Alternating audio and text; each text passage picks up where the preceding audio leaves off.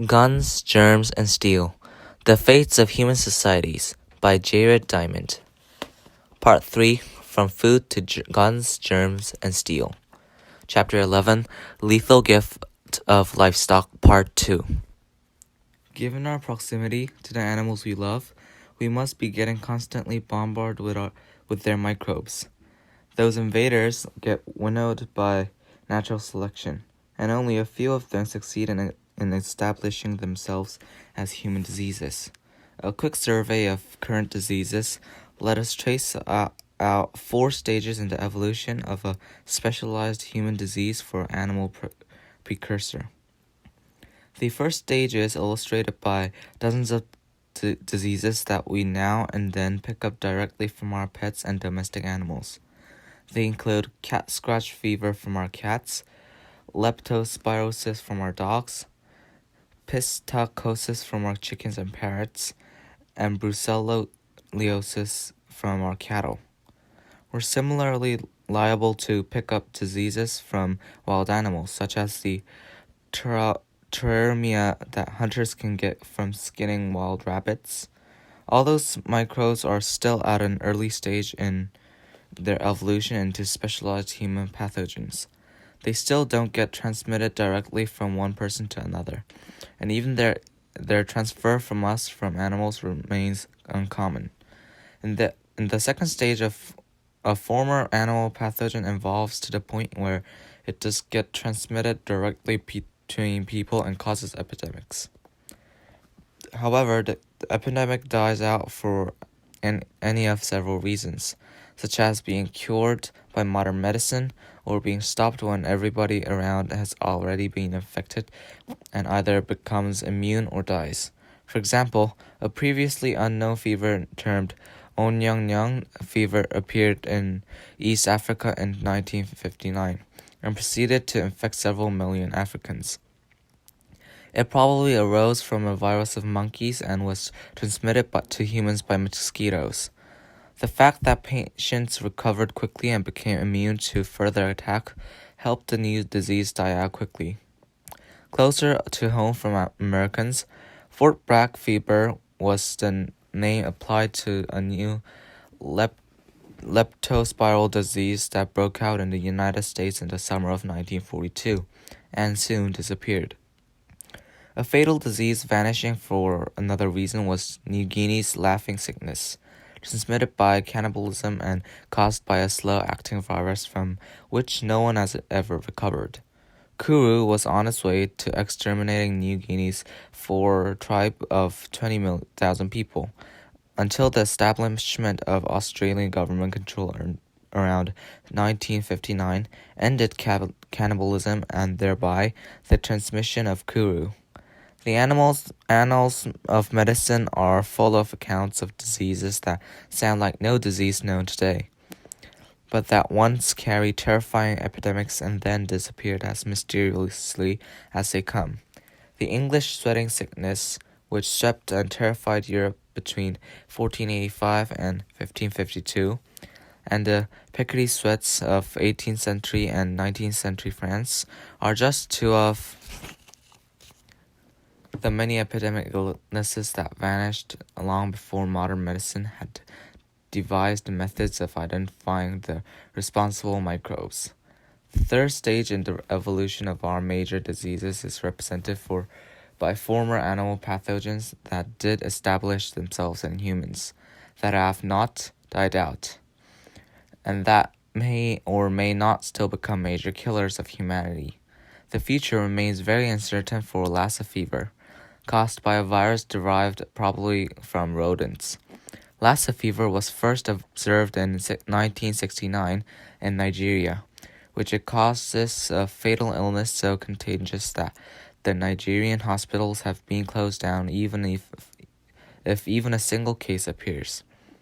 Better established is Lyme disease, caused by a spirochete that we get from the bite of ticks carried by mice and deer.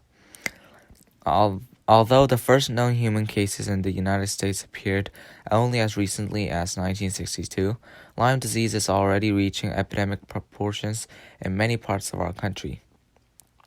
The future of AIDS, derived from monkey viruses and documented in humans around 1959, is even more secure from the virus's perspective. The final stage of this evolution is represented by the major, long-established epidemic diseases confined to humans. These diseases must have been the evolutionary survivors of far more pathogens that tried to make the jump to us from animals, and mostly failed. What is actually going on is those stages, as an exclusive disease of an animal transforms itself into an exclusive disease of humans. One transformation involves a change of intermediate vector. When a microbe relying on some arthropod vector for transmission switches to a new host, the microbe may be forced to find a new arthropod as well. For example, typhus was initially transmitted between rats by rat fleas, which sufficed for a while to transfer typhus from rats to humans. Eventually, typhus microbes discovered that human body lice offered a much more efficient method of traveling directly between humans. Now that Americans have mostly deloused themselves, typhus has discovered a new route into this by infecting eastern North American flying squirrels and then transferring to people who attics harbor flying squirrels. In short, diseases represent evolution in progress, and microbes adapt by natural selection to new hosts and vectors. But compared with cows' bodies, ours offer different immune defenses, lice, feces, and chemistries. In that new environment, a microbe must evolve new ways to live and propagate itself. In several instructive cases, doctors or veterinarians have actually been able to observe microbes evolving those new ways. The best study case involves what happened when myxomatosis hit Australian rabbits. The myxovirus, native to all species of Brazilian rabbit, has been observed to cause lethal epidemic in European domestic rabbits, which are a different species. Hence, the virus was intentionally introduced to Australia in 1950 in the hopes of ridding the continent of its plague of European rabbits, foolishly introduced in the 19th century. In the 19th century, in the first year, myxo produced a gratifying to Australian farmers 99.8% mortality rate in infected rabbits. Unfortunately for the farmers, the death rate then dropped in the second year to 90% and eventually to 25%, frustrating hopes of eradicating rabbits completely from Australia. The problem was that the myxovirus evolved to serve its own interests, which differed from ours as well as from those of the rabbits. The virus changed so as to kill fewer rabbits and to permit lethally infected ones to live longer before dying. As a result, a less lethal myxovirus spreads baby viruses to more rabbits than did the original, highly virulent myxo. For a similar example in humans, we have only to consider by the surprising evolution of syphilis. Today, our two immediate associations to syphilis are genital sores and a very slowly developing disease, leading to the death of many untreated victims only after many years. However, when syphilis was first definitely recorded in Europe in 1495, its pustules often covered the body from the head to the knees, caused flesh to fall off people's faces, and led to death within a few months. By 1546, syphilis had evolved into a disease with the symptoms so well known as to us today. Apparently, just as with myxomatosis, the syphilis spirochetes that evolved so as to keep their victims alive for longer were thereby able to transmit their spirochete offspring into more victims. The importance of lethal microbes in human history is well illustrated by Europeans' conquest and depopulation of the New World. Far more Native Americans died in bed from Eurasian germs than on the battlefield from European guns and swords. Those germs undermined Indian resistance by killing most Indians and their leaders and by sapping the survivors' morale. For instance, in 1519, Cortes landed on the coast of Mexico with 600 Spaniards to conquer the fiercely militaristic Aztec empire with a population of many millions. The Cortes reached the Aztec capital of Ch.11, escaped with the loss of only 2/3 of his force, and managed to fight his way back to the coast demonstrates both Spanish military advantages and the initial native of the Aztecs. But when Cortes' next onslaught came, the Aztecs were no longer naive and fought street by street with the utmost tenacity, which gave the Spaniards a decisive advantage with smallpox, which reached Mexico in 1520 with one infected slave arriving from Spanish Cuba. The resulting epidemic proceeded to kill nearby half of the Aztecs, including Emperor Cuauhtémoc. Aztec survivors were demoralized by the mysterious illness that killed Indians and spared Spaniards, as if advertising the Spaniards' invincibility. By 1618, Mexico's initial population of about 20 million had plummeted to about 1.6 million. Pizarro had similarly grim luck when he landed on the coast of Peru in 1531, with 168 men to conquer the Inca Empire of millions. Fortunately for Pizarro, and unfortunately for the Incas, smallpox has arrived overland around 1526, killing much of the Inca population, including both the Emperor Huayna Capac and his designed successor. As we saw in Chapter 3, the result of the thrones being left vacant was the two other sons of Huayna Capac, Atahualpa and Huascar, became embroiled in the civil war that Pizarro exploited to conquer the divided Incas. When we, in the United States, think of the most populous New World societies existing in 1492, only those of the Aztecs and the Incas tend to come to our minds. We forget that North America also supported populous Indian societies in the most logical place, the Mississippi Valley, which contains some of our best farmland today. In that case, however, conquistadors contributed nothing directly to the society's destruction. Eurasian germs, spreading in advance, did everything. When Hernando de Soto became the first European conquistador to march through the southeast United States in 1540, he came across Indian town cities abandoned 2 years earlier because the inhabitants had infected by Spaniards visiting the coast. The Spaniards' microbes spread to the interior in advance of the Spaniards themselves. De Soto was still able to see some of the densely populated Indian towns lining the lower Mississippi. After the end of his expedition, it was a long time before Europeans again reached the Mississippi Valley, but Eurasian microbes were now established in North America and kept spreading.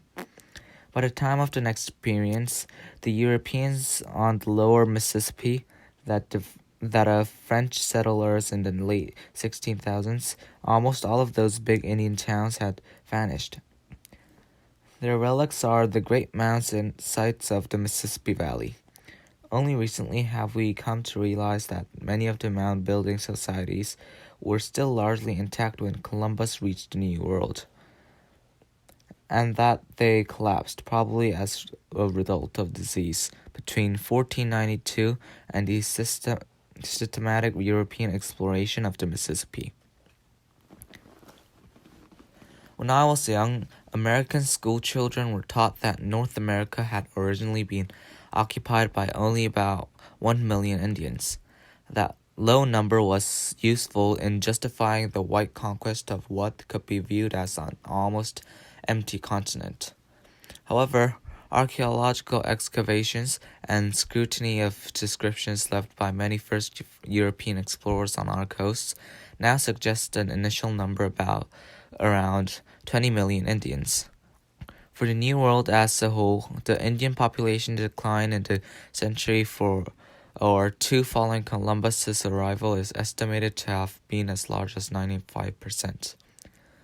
The main killers were Old World germs, to which Indians had never been exposed, and against which they therefore had neither immune nor genetic resistance. Smallpox, measles, influenza, and typhus competed for top rank among the killers. As if these had not been enough, diphtheria, malaria, mumps, pertussis, plague, tuberculosis, and yellow fever came up close behind. In countless cases, whites were actually there to witness the destruction occurring when the germs arrived. For example, in the 1837, the Mandan Indian tribe, with one of the most elaborate cultures in our Great Plains, contracted smallpox for the steamboat traveling up in the Missouri River from St. Louis. The population of one maiden village plummeted from 2,000 to fewer than 40 within a few weeks. While over a dozen major infectious diseases of Old World origins became established in the New World, perhaps not a single major killer reached Europe from the Americans. The sole possible exception is syphilis, whose origins remains controversial.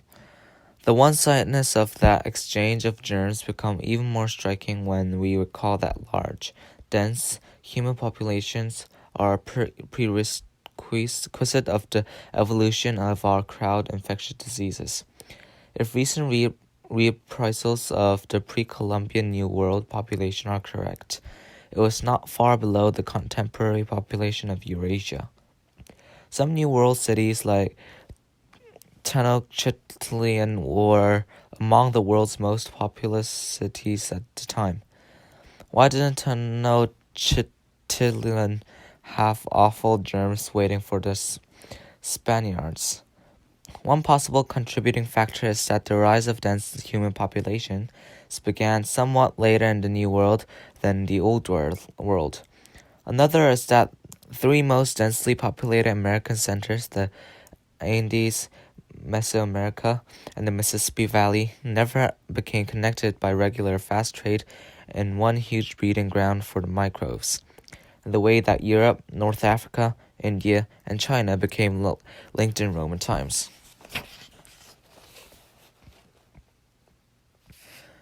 Those factors still don't explain, though, why the New World apparently ended up with no lethal crowd epidemics at all.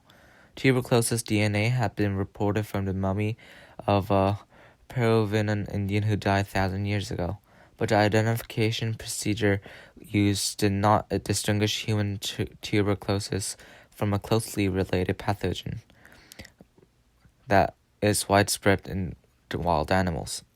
Instead, what must be the main reason for the failure of lethal crowd epidemics to arise in the Americans becomes clear when we pause to ask a simple question. From what microbes could they conceivably have evolved? We've seen that Eurasian crowd diseases evolved out of diseases of Eurasian herd animals that became domesticated. Whereas many such animals existed in Eurasia, only 5 animals of any sort became domesticated in Americas: the turkey in Mexico and the U.S. Southwest, the llama, alpaca, and the guinea pig in the Andes, the Muscovy duck in the tropical South America, and the dog throughout the Americas. In turn, we also saw that this extreme paucity of domestic animals in the New World reflects the paucity of wild starting material. About 80% of the big wild mammals of the Americas became extinct at the end of the last ice age, around 13,000 years ago. The few domesticates that remained to Native Americans were not likely sources of crowd diseases. Compared to cows and pigs, Muscovy ducks and turkeys don't live in enormous flocks, and they're not cuddly species like young lambs, with which we have much physical contact.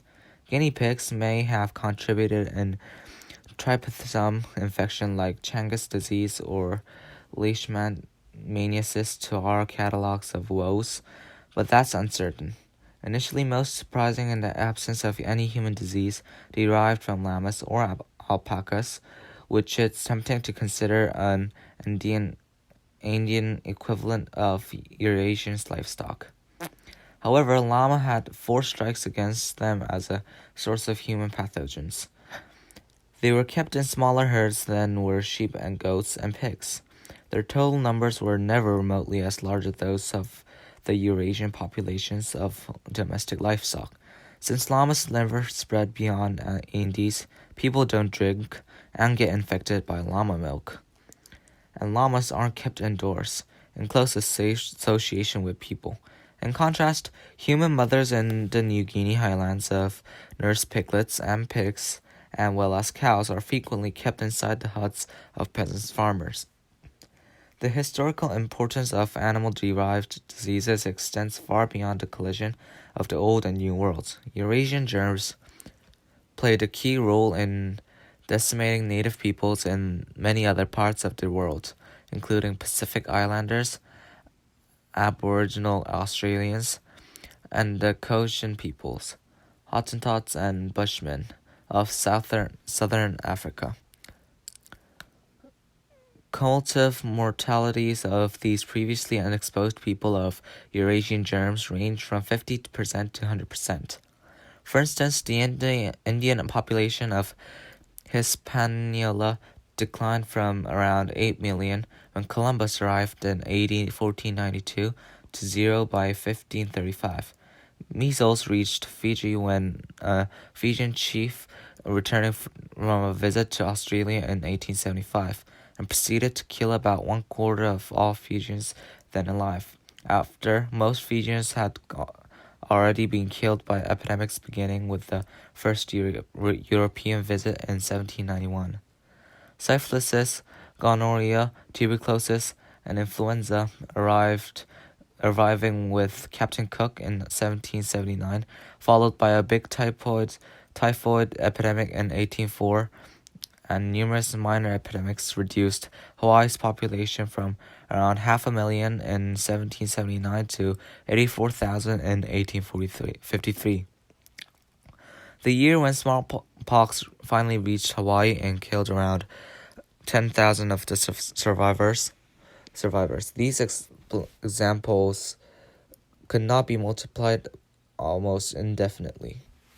However, germs did not act solely to Europeans' advantage.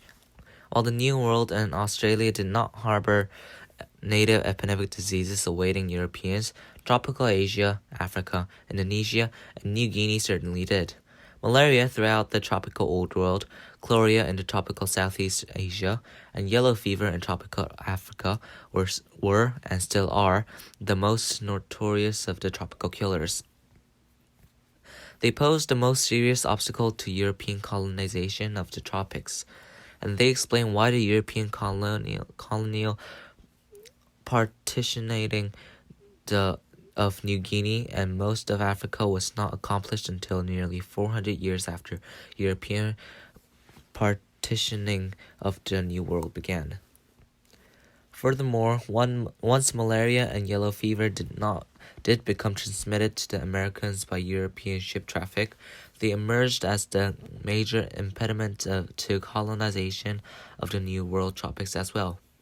A familiar example is the role of those two diseases in aborting the French effort and nearly aborting the ultimately successful American effort to construct the Panama Canal. Bearing all these facts in mind, let's try to regain our sense of perspective about the roles of germs in answering Yali's question.